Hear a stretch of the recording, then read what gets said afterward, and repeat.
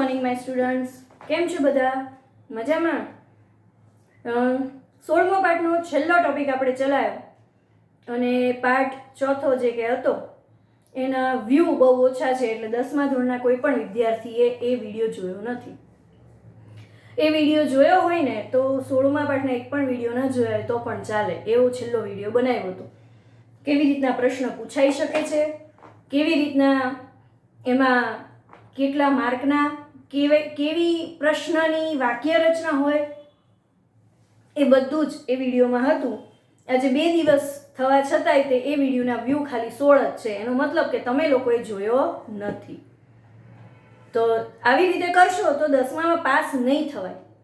જે વિડીયો અમે આટલી મહેનતથી બનાવીએ છીએ જોવાની કમસે કમ તસદી તો લ્યો તમે, કે કેમ આ લોકો બનાવે છે, તો અમે વાંચીએ તો ખરા. તમને એવું છે કે ઓનલાઈન ભણવાથી કાંઈ નથી થવાનું ને આપણે કંઈ ભણવું નથી, પરીક્ષા કાંઈ લેવાની, તમારું વરસ બગડે છે, તમારું વરસ બગડે છે આવી વિચારસરણીથી.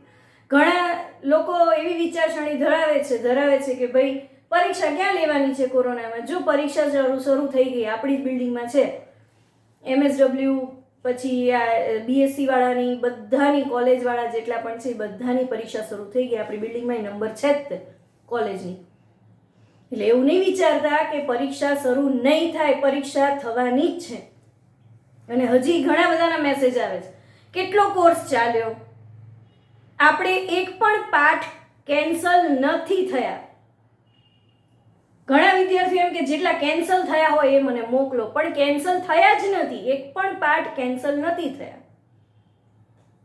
એટલે તમે બધું જ તમારે કરવાનું જ છે. એટલે એ વિચારો જ નહીં કે અમુક ટોપિક કેન્સલ થયા છે, જેમ કે દાખલા જતા રહ્યા, બાકી તમારે એક પણ પાઠ કેન્સલ નથી થયા. એટલે તમે એવું વિચારો જ નહીં કે અમારે પાઠ કેન્સલ થયા છે એટલે અમારે ચાલશે, તો એવું છે જ નહીં. બરાબર, ભણવા માંડો વ્યવસ્થિત. ફરી એકવાર બરાબર તમને અભ્યાસક્રમ લખી દઉં છું, આ લાસ્ટ વાર. હવેના કોઈ પણ વિડીયોમાં હું અભ્યાસક્રમ લખવાની નથી, કારણ કે દરેક વખતે લખું છું તેમ છતાંય તમે મને ફોન કરીને પૂછો છો કે અભ્યાસક્રમ શું છે, તો તમે વિડીયો જોતા જ નથી. બરાબર ને? પહેલું, બીજું, ત્રીજું, ચોથું, છઠ્ઠું, 7મું, 8મું, 10મું, 11મું, 12મું, 14, 15 અને 16. 4 ને 4 8 ને 4 12 ને 13 પાઠ પૂર્ણ થયા છે. આપણે સંપૂર્ણપણે પૂર્ણ થઈ ચૂક્યા છે વિજ્ઞાનમાં. બરાબર, વિજ્ઞાનનો અભ્યાસક્રમ.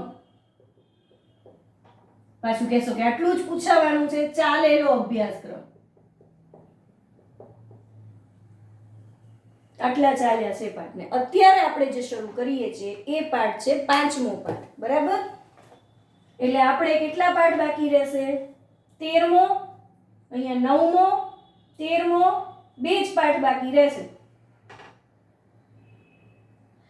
5મો પાઠ આપણે શરૂ કરીએ છીએ. બરાબર, એટલે આપણે અભ્યાસક્રમ 75% પૂરો થઈ ગયો છે. એ વિચારો તમે, 75% આપણો અભ્યાસક્રમ પૂરો થઈ ચૂક્યો છે. બરાબર, આ 5મો પાઠ શરૂ કરી દઈએ આપણે, પછી આપણે 2 જ પાઠ બાકી રહેશે. એટલે ફરીવાર બધું ભણવાનું શરૂ કરી દો, વિડીયો જોવાના શરૂ કરી દો. YouTube ચેનલની અંદર છે જ તે વિડીયો. બરાબર, જોવાના શરૂ કરી દો. ચલો, 5મો પાઠ, તત્વોનું આવર્તી વર્ગીકરણ. તત્વો કેટલા છે? પહેલા તો તત્વોની શોધ કેટલી થઈ. અત્યારે જે ટોટલ તત્વો છે એ તત્વોની સંખ્યા છે 118.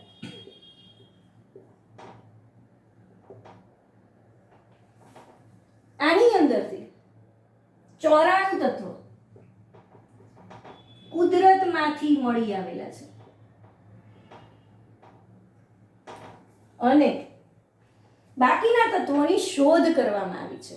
એટલે તમને એવો સવાલ પૂછાય, કુદરતમાંથી મળી આવેલા તત્વોની સંખ્યા કેટલી? 94 છે. બરાબર, અને કુલ તત્વોની સંખ્યા કેટલી? તો 118.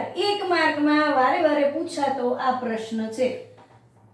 ગયા વર્ષે જ આવર્ત કોષ્ટક આપણું જે છે એ પૂરું થયું છે. બરાબર, આ આવર્ત કોષ્ટક શું છે? આવર્તી વર્ગીકરણ એટલે શું છે? તો તત્વોને પોતાના ગુણધર્મો પ્રમાણે, એમના પરમાણ્વીય ક્રમાંક પ્રમાણે એને એક કોષ્ટકમાં ગોઠવવામાં આવ્યા. એને આપણે આવર્ત કોષ્ટક કહીએ છીએ. તત્વોની ગોઠવણી જે કોષ્ટકમાં આપણે એના પરમાણ્વીય ક્રમાંક પ્રમાણે કરી છે તેને આપણે આવર્ત કોષ્ટક કહીએ છીએ. બરાબર.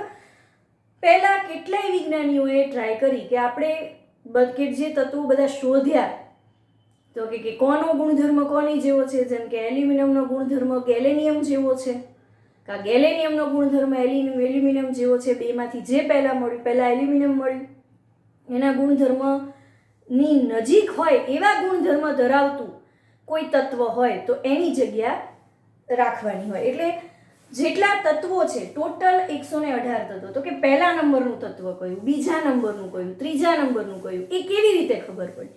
તો કે એની ઇલેક્ટ્રોન રચના ઉપરથી. ઇલેક્ટ્રોન રચના કેવી રીતે થઈ, એનામાં કેટલા ઇલેક્ટ્રોન સમાયા છે? તો કે હાઇડ્રોજન છે એ પહેલા મળી ગયો આપણને, 1 નંબરનું તત્વ છે, એની અંદર એક જ ઇલેક્ટ્રોન આવેલો છે, એટલે એની ઇલેક્ટ્રોન રચના કંઈક આવી છે.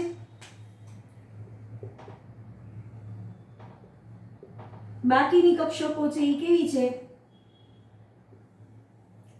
ખાલી છે.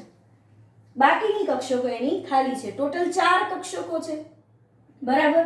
પહેલી કક્ષકમાં 2 ઇલેક્ટ્રોન સમાય, આ આપણે વાત થઈ ગઈ છે. ફરી પાછી કરી લઈએ આપણે વાત. પહેલી કક્ષકમાં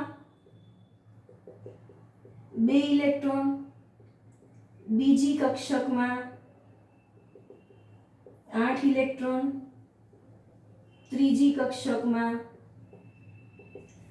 18 ઇલેક્ટ્રોન, ચોથી કક્ષકમાં 32 ઇલેક્ટ્રોન.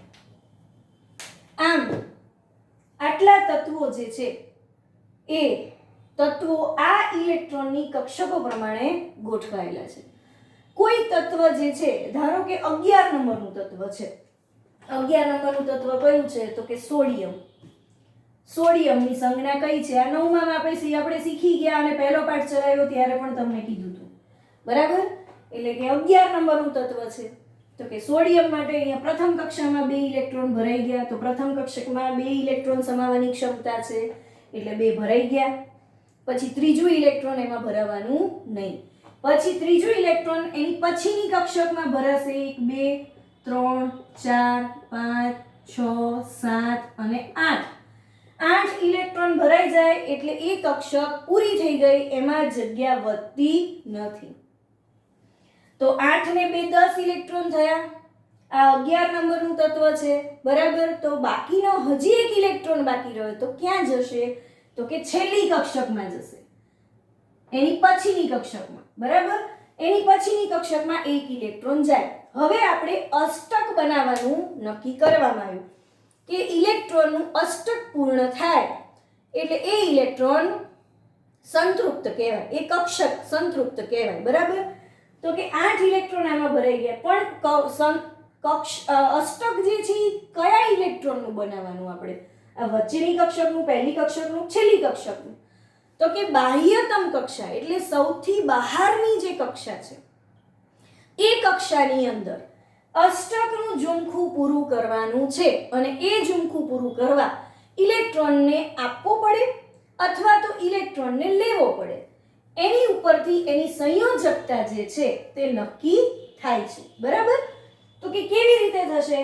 હવે આની અંદર જુઓ, સોડિયમ છે, છેલ્લામાં 1 ઇલેક્ટ્રોન છે. હવે આ 1 ઇલેક્ટ્રોનમાં અષ્ટકનું ઝુમખું પૂરું કરવા માટે, અષ્ટક એટલે 8 ઇલેક્ટ્રોનનું ઝુમખું, 8 ઇલેક્ટ્રોન પૂર્ણ કરવા માટે તમારે શું કરવું પડે? 7 ઇલેક્ટ્રોનની જરૂર પડે. બરાબર. તો હવે આ 7 ઇલેક્ટ્રોન લેવા સારા, મેળવવા કે આ 1 ઇલેક્ટ્રોન જે છે એ આપી દેવો, બંનેમાંથી જેમાં સૌથી ઓછી ઉર્જા ખર્ચાતી હોય તે કાર્ય કરવાનું રહે. બરાબર. તો કે 1 ઇલેક્ટ્રોન આપીએ એમાં સૌથી ઓછી ઉર્જા ખર્ચાય છે, 7 મેળવવામાં ઉર્જાનો વધારે ખર્ચ થાય છે. તો કે ઓછી ઉર્જા ખર્ચાતી હોય તે કાર્ય આપણે કરવાનું. તો 1 ઇલેક્ટ્રોનને આપીએ છીએ. આપે એટલે શું કર્યું? દાન કર્યું. કોકને આપીએ છીએ ને એટલે 1 ઇલેક્ટ્રોન આપે છે એટલે આ એને જે છે એ ધન વીજભાર ધરાવતો થશે, કારણ કે ઇલેક્ટ્રોન આપે છે. એટલે તે ધન વીજભાર ધરાવતો થશે અને કેટલા ઇલેક્ટ્રોન આપે છે તો કે 1 આપે છે એટલે એની સંયોજકતા અહીંયા 1 આવશે એટલે +1 કરીને એની સંજ્ઞા દર્શાવવી પડે. આ રીતે તત્વ જે છે એને એની સંયોજકતા નક્કી થઈ. બરાબર. આ જે તત્વો છે એના ગુણધર્મો અને એની વિશેની કેટલી માહિતીઓ ઉપરથી એને વ્યવસ્થિત ગોઠવવા કેટલું મુશ્કેલ બન્યું.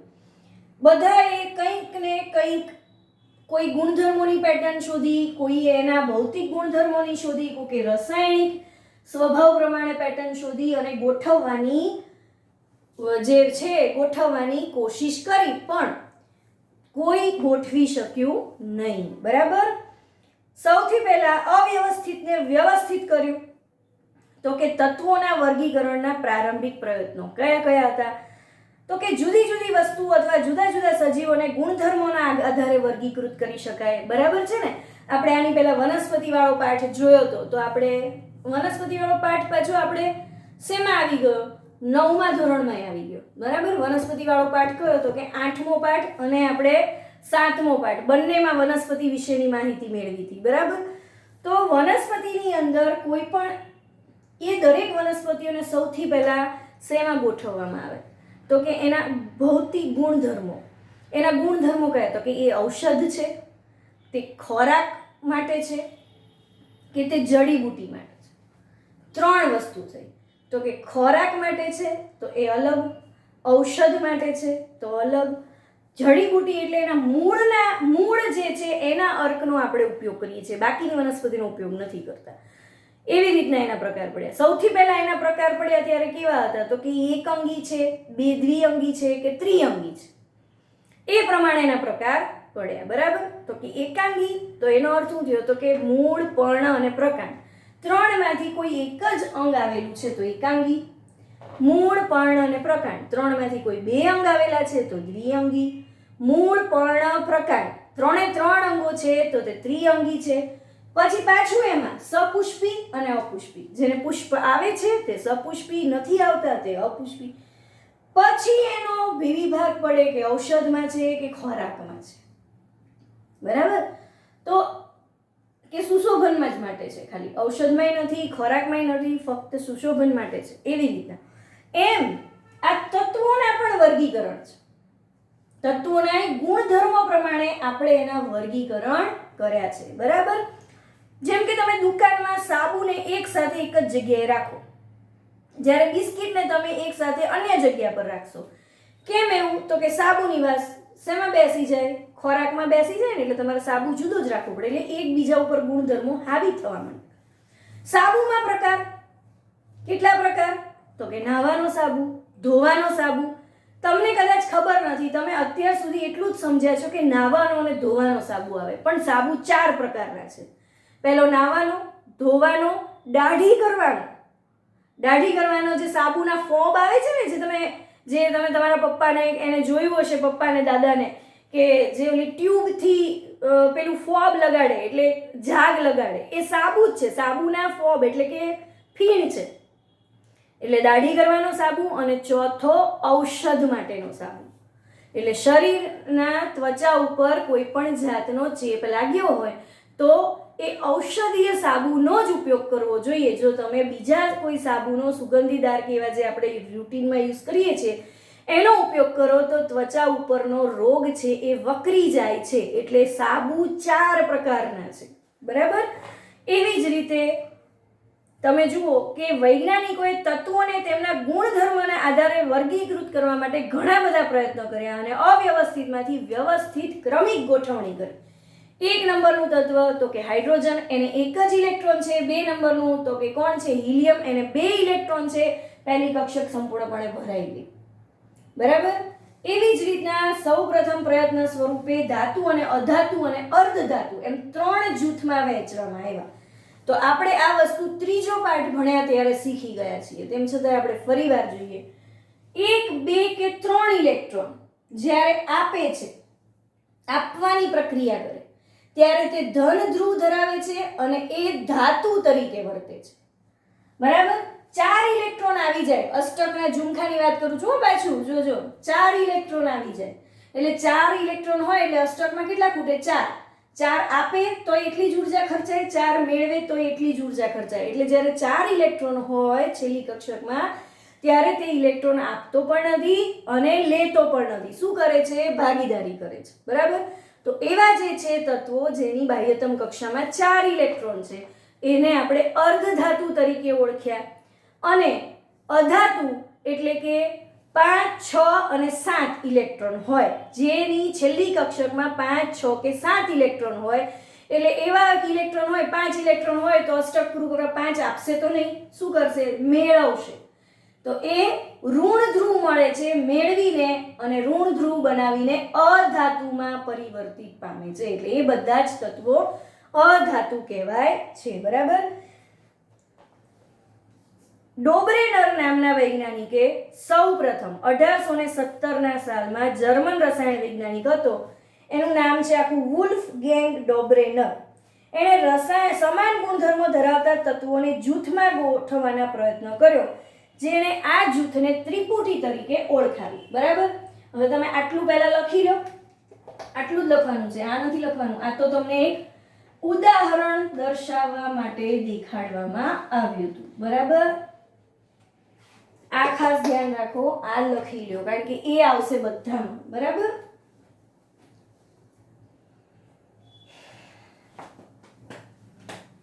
ચલો, ત્રિપુટીનો અર્થ શું થાય? 3 તત્વો. ત્રિપુટી એટલે કોઈ પણ 3 તત્વો. એ 3 તત્વો એવા કે જેના પરમાણ્વીય દળને ચડતા ક્રમમાં તમે ગોઠવો ત્યારે તેના મધ્યમાં રહેલું પરમાણ્વીય દળ 2 તત્વોના પરમાણ્વીય દળની લગભગ સમાન કે સરેરાશ જેવું થવું જોઈએ. સમજીએ આપણે શું છે. બરાબર? આ ભૂસી કાઢું છું.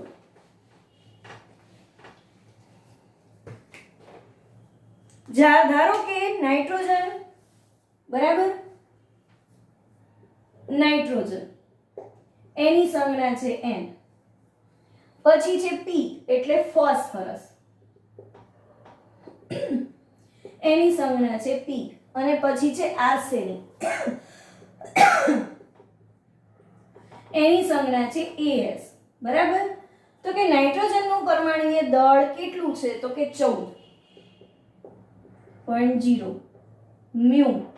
જ્યારે તત્વોના પરમાણુ દળ માપવાના હોય ત્યારે તેનો એકમ મ્યુ કહેવાય. મ અડધો અને યુ આખો. અહીંયા સાઈડમાં લખું છું મ્યુ. બરાબર? ફોસ્ફરસનું પરમાણ્વીય દળ છે 31 અને આનું છે 74.9. હવે કહેવાનું એમ છે કે આ જે ફોસ્ફરસ વચ્ચે છે તે પહેલા મૂક્યું નહોતું. તો કે પહેલું અને ત્રીજું તત્વ બંનેની સરેરાશ કરો. બરાબર?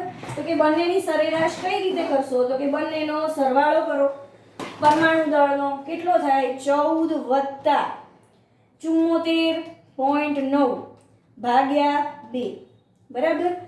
તો કેટલા આવે? 44.4. તો કે એની નજીકનું દળ કોણ છે? તો કે એની નજીકનું છે ફોસ્ફરસ, એટલે કે 31 મ્યુ વાળું. તો કે એનું નજીકનું છે, સરખું નહીં પણ નજીકનું. બરાબર? તો ફોસ્ફરસને વચ્ચે ગોઠવવામાં આવ્યું. પછી બીજું જૂથ છે કેલ્શિયમ સેરેનિક અને બેરિલિયમ. કેલ્શિયમ સેરેનિક અને બેરિલિયમ. તો કે કેલ્શિયમનું કેટલું છે? 40.1, પછી 87.6 અને બેરિલિયમનું 137.3. હવે આમાં જુઓ, 137.3 વત્તા 40.1, બરાબર, એને ભાગ્યા 2 એટલે 88.7 આવે. તો 87.6 એની નજીકનું થયું. એટલે વચ્ચે જે તત્વ છે એને એવી રીતે ગોઠવવામાં આવો કે આ પહેલું અને ત્રીજાનો સરવાળો કરો તમે અને એની જે સરેરાશ કાઢો. એનું જે સરેરાશમાં જે વજન આવે એની નજીકનું જે તત્વનું વજન હોય તેને વચ્ચે ગોઠવવામાં આવે. પણ આવું દરેકમાં શક્ય બન્યું નહીં. બરાબર? દરેકની અંદર શક્ય બન્યું નહીં. એટલે ડોબ્રેનરનો ત્રિપુટીનો જે નિયમ છે એ નિયમ સક્સેસ થયો નહીં અને એ નિયમને એ પદ્ધતિ એ નિયમ અનુસાર સફળ ન થઈ. એની પછી ન્યુલેન્ડનો અષ્ટકનો નિયમ આવ્યો. એની પછીનો જે છે એ ન્યુલેન્ડ નામનો વૈજ્ઞાનિક છે. એણે એમ કીધું કે તમે સંગીતના સૂરો ઓળખો છો, કયા છે? તો કે સા રે ગા મા, પા ધા ની, ની પછી પાછું સા આવે એટલે 1 2 3 4 5 6 અને 7. 7 દિવસ પ્રમાણે તમે એ પ્રકારે 7 સૂરો પ્રમાણે તમે દરેક તત્વને ગોઠવો. એટલે આપણે અત્યારે ક્રમવાઇઝ ગોઠવીએ તો કે હાઇડ્રોજન, બરાબર, પછી લિથિયમ, એટલે એણે જે પ્રમાણે ગોઠવ્યું હતું એ પ્રમાણે ગોઠવીએ છીએ. બેરિલિયમ, પછી બોરોન, પછી કાર્બન, નાઇટ્રોજન અને ઓક્સિજન. ફરી પાછું એની પછીની બીજી લાઈન, એમાં fluorine, sodium, magnesium, aluminium, silicon, phosphorus અને સલ્ફર. ત્રીજી લાઈન આપણે નથી જોતા, 2 લાઈનમાં જ સમજાશે, બરાબર. હવે ન્યુલેન્ડનું કહેવું એમ છે કે આપણે આ રીતે સારે ગામા પાધાની પ્રમાણે તત્વોને ગોઠવી કાઢો.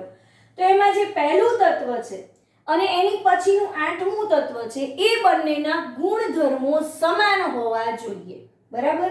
એટલે આપણે તારીખ્યું છે ને, પહેલી તારીખે જો સોમવાર હોય તો બીજો સોમવાર કઈ તારીખે આવશે? 8 તારીખે, બરાબર ને. એ પ્રમાણે પહેલી, બીજી, ત્રીજી, ચોથી, પાંચમી, છઠ્ઠી, સાતમી, 8 તારીખે સોમવાર આવે, બરાબર ને. એટલે કહેવાનો અર્થ શું કે સોમવાર સોમવાર એમ થઈ ગયો સરખા દિવસ, પહેલી ને 8મી. તો કે આ એમ કે છે કે પહેલું અને 8મું તત્વ જે છે, કયું? પહેલું ને 8મું, એ બંનેના ગુણધર્મો સમાન. બીજું અને 9મું એના સમાન, ત્રીજું અને 10મું એના સમાન. એ પ્રમાણે જે લાઈનમાં આવે છે એ બંનેના ગુણધર્મો સમાન હોવા જોઈએ. પણ એવી રીતે બન્યું નહીં. કેમ? તો એ સમજાયું. હાઇડ્રોજનમાં એક જ ઇલેક્ટ્રોન છે અને તે પ્લસ સંયોજકતા ધરાવે છે, બરાબર. અને ફ્લોરિન જે છે તે માઇનસ સંયોજકતા ધરાવે છે, -1, કારણ કે તે કેવું છે? અધાતુ છે, બરાબર. તો આ બંનેના ગુણધર્મો સમાન થતા નથી. લિથિયમ કયા નંબરનું છે? 3 નંબરનું તત્વ છે, બરાબર. 3 નંબરનું તત્વ છે અને સોડિયમ જે છે એ 11 નંબરનું છે. લિથિયમ પ્લસમાં આવે છે, સોડિયમ પણ પ્લસમાં આવે છે. તો અહીંયા તો ગુણધર્મો મેચ થયા, પણ આમાં પણ +1 છે, આમાં પણ +1 છે. આ બંને સરખું છે, પણ સોડિયમ જે છે એ ઓક્સિજન સાથે સૌથી વધારે પ્રતિક્રિયાત્મકતા ધરાવે છે. એટલે જેવું એને ઓક્સિજન મળે એટલે ધડાકા સાથે સળગી ઉઠે છે, સળગી જ ઉઠે છે. જેમ ભીત ભડાકો ફોડો તો કેવો અવાજ આવે, એ જ પ્રમાણે સોડિયમના ટુકડા સળગી ઉઠે છે. એટલા માટે સોડિયમને આપણે કેરોસીનની અંદર રાખવું પડે છે. જેવું આપણે કેરોસીન મુક્ત કરશું એના ટુકડાને કે તરત જ હવામાંના ઓક્સિજન સાથે તે સળગી જાય. જ્યારે લિથિયમમાં એવું થતું નથી. તે ઓક્સિજન સાથે એવી પ્રતિક્રિયાત્મકતા ધરાવતો નથી, એટલી સક્રિયતા ધરાવતો નથી. એટલે આમાં કોઈ પણ જાતના તત્વો સરખા થતા નથી, બરાબર. આને એલ્યુમિનિયમ, આનું ગલનબિંદુ નીચું છે, જ્યારે એલ્યુમિનિયમનું સૌથી ઊંચું છે 2348°C. એટલે આ લોકો પણ નથી સાથે મળતા. કાર્બન ને સિલિકોન એ પણ સાથે નથી મળતા, એના પણ કોઈ ગુણધર્મ નથી મળતા. ઓક્સિજન અને સલ્ફર, નાઇટ્રોજન અને ફોસ્ફરસ, એવી રીતે એક જે પણ એને ગોઠવ્યા અષ્ટક તરીકે 7 સૂરોને રાખીને, એ પ્રમાણે એક પણ ગ્રુપના સભ્યો એકબીજાની સાથે એના ગુણધર્મો જે છે એ ભેગા થયા નહીં, સરખા થયા નહીં, બરાબર. ભારતીય સંગીત પ્રણાલીના સંગીતના 7 સૂરો સારે ગમ પધની પશ્ચિમના લોકો આ પ્રકારે એનો ઉપયોગ કરતા. ડો રે મી ફા સોલા ટી સૂરના માપક્રમ પ્રમાણે, બરાબર. અને પૂર્ણ અને અર્ધપદ આવૃત્તિ વિરામ અલગ અલગ કરે અને સંગીતકારની સંગીતની રચના કરે એ પ્રમાણે સૂરને વારંવાર એનું શું થાય? પુનરાવર્તિત થાય. એટલે અહીંયા જે સૂર આવ્યો હોય એ જ સૂર પછી 8મો જે આવે અહીંયા આવે. એનો મતલબ પહેલું અને 8મો સૂર જે છે એ સરખી રીતે ગાવાનો હોય, સરખા લયથી. સા રે ગા મા પા ધા એટલે સા જે છે એ સરખો જ ગાવાનો. વળી પાછો સા આવે એટલે એફ જે તત્વ છે એ સરખું થવું જોઈએ, પણ એવું થયું નહીં. બરાબર. એવું શોધાયું કે અષ્ટકનો સિદ્ધાંત માત્ર કેલ્શિયમ સુધી જ લાગુ પડ્યો.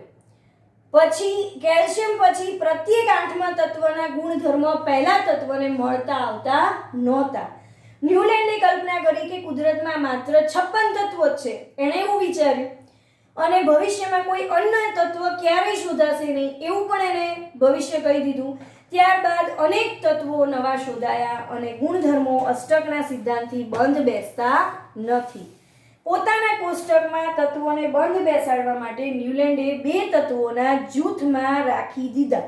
સ્લોટ 2 તત્વોનું, helium fluorine, lithium sodium, beryllium magnesium, boron aluminium, carbon silicon, nitrogen phosphorus, oxygen અને સલ્ફર. આ પ્રમાણે દરેકના જૂથ એણે પાડી દીધા. બરાબર. તેમ છતાં પણ એ કામ લાગ્યું નહીં. બરાબર. કોબાલ્ટ અને નિકલ એક જ જૂથમાં આવ્યા. ફ્લોરિન, ક્લોરિન, બ્રોમિન એક સાથે હરોળમાં રાખવામાં આવ્યા અને એમના ગુણધર્મો તત્વો કરતાં જુદા છે. આયર્ન કે કોબાલ્ટ નિકલ સાથે ગુણધર્મોની સમાનતા ધરાવે છે, તેથી એ તત્વોને દૂર રાખ્યા. ન્યુલેન્ડના અષ્ટકના સિદ્ધાંત માત્ર હલકા તત્વો જે હતા એની જ માટે યોગ્ય ઠર્યા. બાકીના જે વજનવાળા ભારે તત્વો હતા એની માટે ન્યુલેન્ડનો જે અષ્ટકનો નિયમ છે તે બંધ બેસ્યો નહીં. બરાબર. તો આ પ્રમાણે કેટલા થયા? 2 નિયમો થયા. કયા? તો કે ડોબ્રેનરનો ત્રિપુટીનો નિયમ અને ન્યુલેન્ડનો અષ્ટકનો નિયમ. બંને પૂછાય છે, શક્યતા છે. બરાબર. કેવી એની મર્યાદા સહિતનું લખવાનું અને આ બધું લખવું પડે આપણે. બરાબર. એની પછી મેન્ડેલિફ આવ્યો. મેન્ડેલિફ નામના વૈજ્ઞાનિક અનેક ન્યુલેન્ડના અષ્ટકનો સિદ્ધાંતનો અસ્વીકાર થયા પછી વૈજ્ઞાનિકોને તત્વોના ગુણધર્મો તેના પરમાણુય દળ સાથેની અને સંબંધ સાથેની પેટર્ન સાથે શોધવાનું ચાલુ રાખ્યું. તત્વોના વર્ગીકરણનું મુખ્ય શ્રેય રશિયન રસાયણશાસ્ત્રી દમિત્રી ઇવોનોવિચ મેન્ડેલિફ. આ નામ પૂછાય છે. બરાબર. કારણ કે હવે તમારે 1 માર્કના પ્રશ્નોની સંખ્યા વધી ગઈ છે, તો આ નામ પૂછાવાની સંખ્યા પણ આ નામ ખાલી જગ્યામાં અથવા ખરા ખોટામાં અથવા ગમે ત્યાં પૂછાવાની શક્યતા વધી જાય છે. આવા જ પ્રશ્નો હોય છે જે 1 માર્કમાં વધારે પૂછાય. બરાબર. કયા દેશનો હતો મેન્ડેલિફ એવું પૂછાય, અથવા મેન્ડેલિફનું પૂરું નામ જણાવો એવું પૂછાય. આવર્ત કોષ્ટકના પ્રારંભિક વિકાસમાં તેનું યોગદાન મુખ્ય રહ્યું. જેમ તત્વોને તેમના મૂળભૂત ગુણધર્મો, પરમાણુય દળ અને રાસાયણિક ગુણધર્મોની સામ્યતાના આધારે તેને ગોઠવવામાં આવ્યા. મેન્ડેલિફ એ આવર્ત કોષ્ટક વ્યવસ્થિત રીતે ગોઠવ્યું. જે વચ્ચેના તત્વો વચ્ચે જગ્યાએ એણે ખાલી રાખી, કારણ કે એની પછી પણ તત્વો શોધાવાના હતા અને એના ગુણધર્મો, રસાયણ ગુણધર્મો, પરમાણુય દળ એની સામ્યતા નજીક હોય તેવા ગોતાવાની શક્યતા હતી તેવું એણે પોતાના પ્રયોગો ઉપરથી સાબિત કર્યું, જેના લીધે અમુક જગ્યાઓ કોષ્ટકો જે છે એ ખાલી રાખ્યા. બરાબર. મેન્ડેલિફ 8 ફેબ્રુઆરીએ જન્મ્યો 1834માં રશિયામાં. બરાબર. સાઇબિરિયાના ટોબલ્સ્કમાં થયો હતો. તેમની પ્રાથમિક શિક્ષા એના માતાના પ્રયાસોને કારણે વિશ્વવિદ્યાલયમાં પ્રવેશ મેળવી શક્યો. તેણીએ મને ઉદાહરણ આપી સમજાવ્યું કે પોતાના બાકીના કાર્ય માટે શક્તિનો ઉપયોગ કરીને જુદી જુદી જગ્યાએ પ્રવાસ કર્યો, જેથી વિજ્ઞાનની મદદથી હિંસા વગર પરંતુ પ્રેમ અને દ્રઢતાથી અંધવિશ્વાસ, અસત્ય ધારણાઓ અને ભૂલોને એણે દૂર કરી. તેમના દ્વારા આપવામાં આવેલ તત્વોની ગોઠવણીને મેન્ડેલિફનું આવર્ત કોષ્ટક કહેવાય છે. તો એવો પણ સવાલ પૂછાય, મેન્ડેલિફનું આવર્ત કોષ્ટક એટલે શું, અથવા તો તેની વ્યાખ્યા આપો. બરાબર. આવર્ત કોષ્ટકના રસાયણશાસ્ત્રમાં એક જ એવો નિયમ સાબિત થયો જેનાથી નવા તત્વોની શોધને પ્રેરણા મળી. એટલે એને ખબર હતી કે આ જે તત્વોની ગોઠવણી કરી છે એની સિવાય પણ હજી બીજા તત્વો મળવાના છે. કેટલા મળશે એની માટે એણે 118 કોષ્ટક, 118 ખાનાવાળું કોષ્ટક બનાવ્યું. કેટલું? 118 ખાનાવાળું. એમાં 7 સમૂહો અને 18 કોલમો બનાવી. બરાબર, સમૂહ કેટલા હતા? 7 હતા અને કોલમો 18 હતી. મેન્ડેલીફે શરૂઆત કરી કાર્યની અને સૌથી પહેલા એણે 63 તત્વોની ગોઠવણી કરી. આ પણ સવાલ પૂછાય છે. બરાબર,